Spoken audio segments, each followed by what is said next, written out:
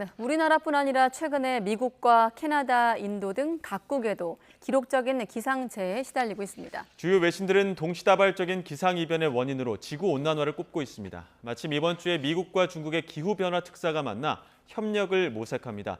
강성웅 해설위원 실장과 함께 조금 더 자세히 알아보겠습니다. 어서 오십시오. 네, 먼저 한국의 집중호우와 피해에 대해서 외신들은 어떻게 보도하고 있습니까? BBC 보도를 주목했는데요. 네. 공포 영화 같은 터널 침수, 지하차도 침수를 얘기하는 건데 이것이 한국의 경종을 울렸다.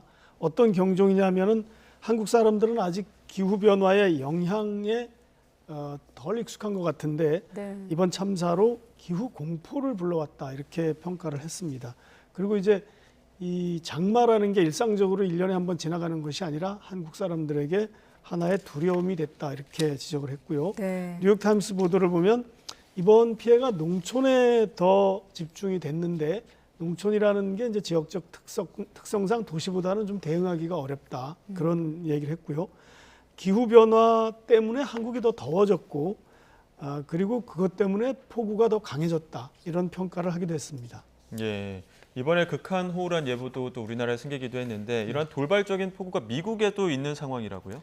네, 그렇습니다. 미국 북쪽의 그 북동부의 펜실베이니아 주에서 폭우로 갑자기 지난 주말에 7명이 사망 또는 실종된 사고가 있었습니다. 네. 근데 여기서는 이거를 돌발폭우라는 표현을 쓰는데 돌발폭우. 우리나라로 말하면 뭐 물폭탄 이런 표현도 될 수 있겠고요. 네. 갑자기 많은 비가 한꺼번에 내리면서 게릴라성 호우 뭐 이런 그렇습니다. 거겠죠? 예. 필라델피아라는 도시의 그 북동쪽에 작은 도시가 있는데 거기에 현지 소방서장이 기자들에게 이런 말을 했습니다. 45분 동안 150에서 180mm의 비가 쏟아졌다. 우리가 보통 요즘 한국에 내리는 비가 시간당 강우량이 뭐 30, 50, 80 이렇게 얘기를 하잖아요. 이건 45분에 180mm가 내렸다 이렇게 이 사람이 얘기를 한 겁니다. 자기가 소방서장 경력이 44년인데 야, 이런 경험은 처음이다 이렇게 얘기를 했고 이게 약간 이제 기후변화, 기후위기, 지구온난화 이런 것과 연결되는 그런 느낌을 주고 있는데요.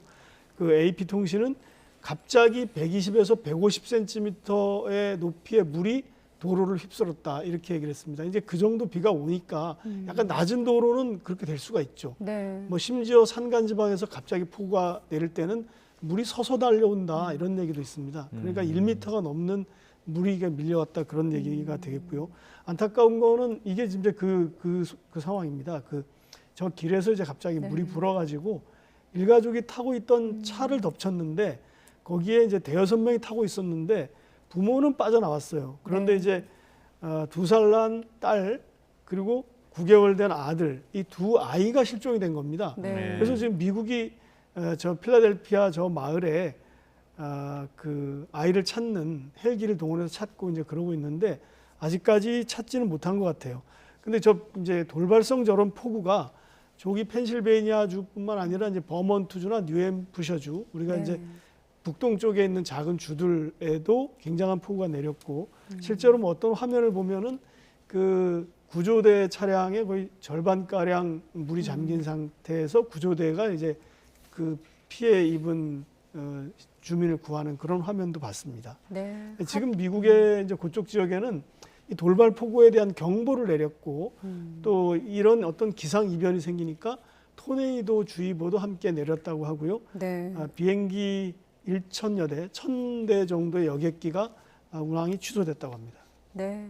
지금 화면에서도 지금 미국의 상황인데 네. 하천이 범람하고 도로가 유실되는 상황이 최근 우리가 입은 침수 피해 화면과 좀 유사하지 않나 이런 생각이 드는데 이런 화면은 인도나 중국, 일본에서도 폭우가 발생하면서 이런 피해가 있다는 걸로 알고 있거든요. 맞습니다. 역시나 지구 온난화로 연결되는 겁니까? 그렇죠. 지난주에 이제 인도에서 그 거리에 물이 차 네. 있고 거기에 사람들이 걸어 다니는 그림 우리가 많이 봤고요. 네. 중국에서는 뭐 여름에 폭우가 또 자주 나고 뭐 실제로 중국에서는 지난 2021년 6월인가에 정저우라는 인구 1,000만 명의 도시에 비가 시간당 300mm가 내렸다고 했습니다. 그 당시에는.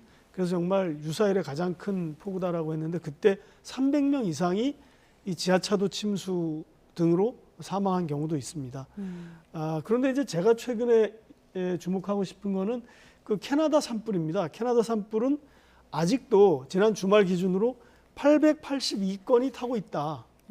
그리고 이제 581건은 통제 불능 상태다 이렇게 얘기를 캐나다 쪽에서 당국에서 밝혔는데요. AP통신을 보니까 이제 올해 이번에는 산불에 이 정도인데도 고비를 좀 넘긴 거는 같은데 네. 초가을까지 계속될 것이다. 몇 달 동안 계속 산불이 나는 산불인 거죠. 거예요. 네, 네. 네.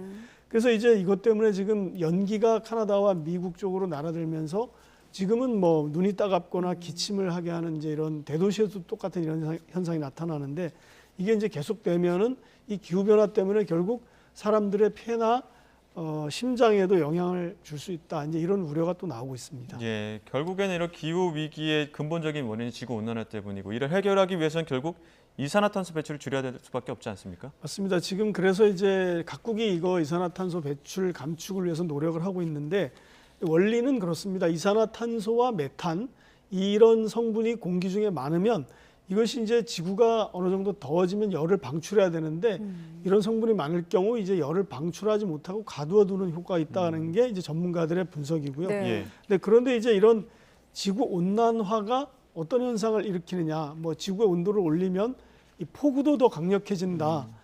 최근에 이제 AP통신 보도를 보면 마이애미 대학의 브라이언 소덴 교수는 이제 그렇게 얘기를 했습니다. 이게 온난화가 있고 그 앞에 물론 탄소가 많이 배출되고 온난화가 있으면 네. 이게 폭우가 더 활성화된다 그런 얘기겠죠. 그런데 이제 그 카나다가 굉장히 올해 굉장히 저런 어떻게 보면 재앙에 가까운 산불을 겪고 있는데 예. 미국 버지니아주 크기 정도의 산림이 다 불에 탔다고 합니다. 지금도 계속되고 있고. 네. 그런데 이것은 이제 어제 BBC 방송을 보니까 열돔 현상으로 이걸 설명하더라고요. 그러니까 대기 중에 상공 10km 지점에 고기압이 형성돼서 이 열기가 위로 나가지 못하고 그 안에서 계속 돈다는 거죠. 이렇게 커다란 돔 형태로 그 안에가 뜨거워지는데 심지어 이제 어떤 그 최고 기온을 경신했다고 할 때는 보통 뭐 0.1도가 경신됐다 이런 표현을 쓰는데 요즘은 카나다 같은 경우는 뭐 4도, 5도가 경신됐다. 이런 이제 얘기를 이제 BBC 기자가 직접 예. 하면서 그걸 보여주는데 이것이 이제 이것도 사실은 지구가 뜨거워지는 것과 관련이 있고 그것이 이제 지구 온난화도 이런 열돔 현상은 이제 거대한 재앙적 산불을 야기하는 건데 네. 그것에 연결된다 이렇게 보는 거죠. 네. 네. 결국 지구가 뜨거워지는 것을 막기 위해선 바꿔 말해 온실가스 배출을 줄이려면 미국이나 중국 같은 이런 이산화탄소 대량 배출국이 나서야 된다는 얘기를 뭐 여러 번 보도를 통해서도 확인한 바 있는데 마침 존 케리 미국 기후변화 특사가 중국을 방문하고 있다고요? 그렇습니다. 지금 월요일 날 도착해서 네. 첫날은 이제谢전화 중국 기후변화 특별 대표를 만났어요. 네. 이 사람들은 케리하고谢전화는 굉장히 오래된 그 대화 상대고요. 그리고 이제 어제 가서谢전화를 처음 만나서 양국이 굉장히 좀 서로 우호적인 대화를 했습니다. 물론 이제 우호적인 대화를 했다는 것은 기후 변화를 통해서 미국과 중국이 협력할 수 있다라는 가능성을 서로 얘기한 거고요. 네. 그리고 이제 그렇지만 이제 중국에서는 굉장히 경계하는 그런 것도 있는데 지금 이 화면은 오늘 리창 총리를 만났습니다. 오늘 리창 총리를 저렇게 예방을 한 거죠. 예방을 해서 리창 총리가 지금 대화를 하는 거고 이 앞에 이제 왕이 정치국 위원도 만났습니다. 외교로는 외교사령탑인데 왕이도 만나고 리창 총리도 만나고 굉장히 지금 이 케리 전 국무장관이고 현재 미국 대통령 기후변화 특사입니다. 이렇게 만났는데 그 번스 대사하고 같이 돌아와서 이제 오전에는 왕이 외교사령탑을 만났습니다. 저렇게 만나서 굉장히 서로 우호적인 대화를 했습니다. 서로 과거에 파리 협정 때 미국과 중국이 기후변화 문제에서 시너지를 발휘함으로써 어떤 미중이 서로 협력을 통해서 국제사회에 기여할 수 있는 것을 보여준 하나의 사례다. 이런 얘기도 했고요. 미국의 바이든 대통령은 중국과 기후변화 협약을 통해서 협력하고 싶어하고 또 시진핑 중국 주석과도 만나고 싶다. 이런 얘기도 했고요. 굉장히 우호적인 그런 대화를 주고받았습니다. 마지막으로 짧게 미중 간에 지금 협력의 단추를 꿰고 있는 단계인데 다른 분야 협력은 어떻게 지금 진행이 되고 있습니까? 지금 탄소 배출량도 경쟁하네요, 두 나라는. 그렇죠. 탄소 배출량은 사실 미국이 2등이고 중국이 네. 1등입니다. 그런데 중국이 2배를 더 많이 배출하는 1등입니다. 그러니까 지금 중국이 그걸 줄이는데 굉장히 네. 어려움이 있는 건 사실이죠. 근데 지금 이제 진할 어먼도 상무장관이 곧 이제 방문할 예정이고요.